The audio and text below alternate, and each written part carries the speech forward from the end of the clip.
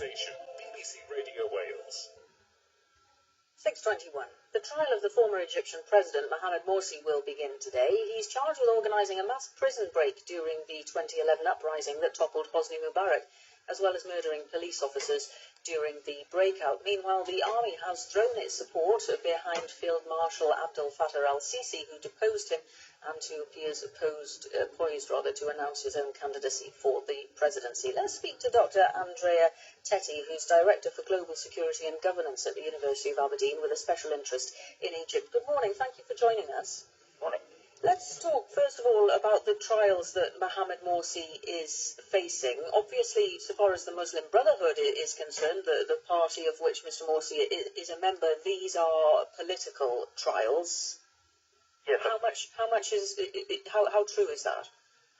Well, I mean, if you look at the number of trials that he's facing and the accusations that are leveled against him, whether one is sympathetic to the Brotherhood or not, it's quite clear that these are politically motivated trials. Today's trial, for example, which is one of four, accuses him and virtually all of the senior leadership of the Brotherhood, who've all been arrested, of supporting and making possible this jailbreak in the original January 25 uprising in 2011. Let's put it this way, I'd be extremely surprised to see any actual evidence that they did this.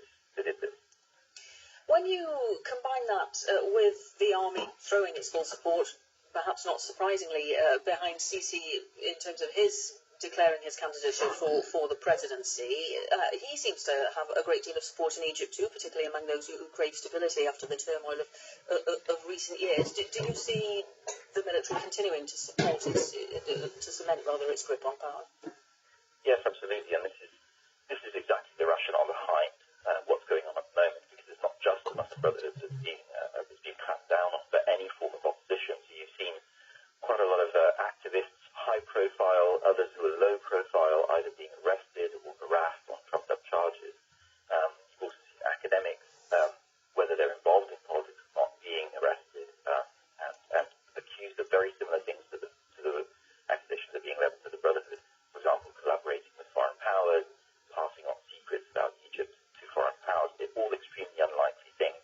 And this is part of the regime's strategy to trump up support, whip up kind of nationalist sentiment in order to to re-legitimize the regime. So what we're seeing is, in effect, a kind of Mubarak regime 2.0, just updated with Sisi.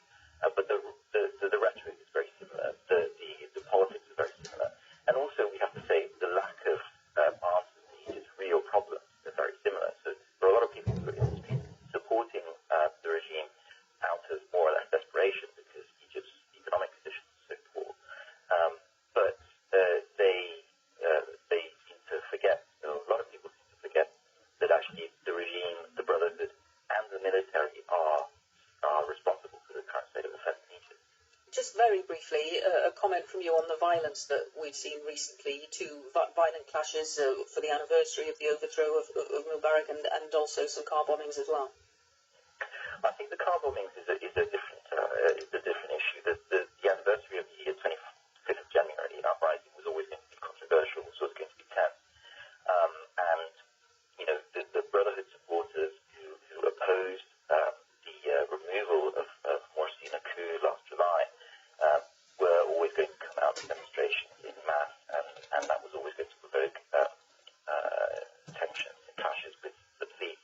The bombings in the Sinai, from the Sinai in Cairo, are a different kettle of fish. I think that's much more to do with the regime's struggle with tribal groups in North Sinai in particular.